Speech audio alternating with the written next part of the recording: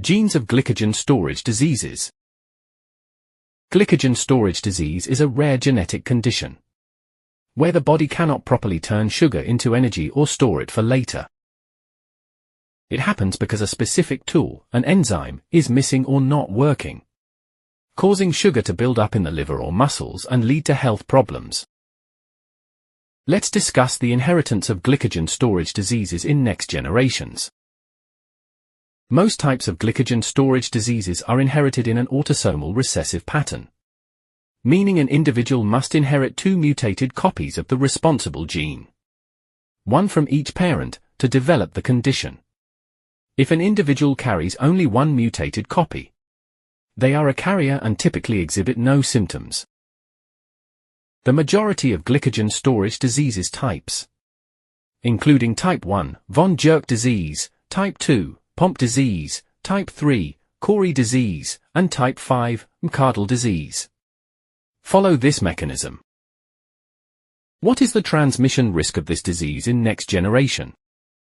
When two unaffected carrier parents, each possessing one mutated copy and one normal copy of the gene, have children, the genetic probabilities per pregnancy are 25% chance of disease. The child inherits two mutated genes and will have glycogen storage diseases. 50% chance of carriers. The child inherits one mutated gene and one normal gene, becoming an unaffected carrier. 25% chance of normal. The child inherits two normal genes, meaning they are unaffected and not a carrier. A few specific forms, such as glycogen storage disease type IX, follow an X-linked recessive inheritance pattern, which primarily affects males. Because biological males have only one X chromosome, as XY, a single mutated copy of the gene guarantees they will manifest the disorder. Biological females, XX, have a second, functional X chromosome to serve as a backup, meaning they are typically unaffected carriers. Transmission risk.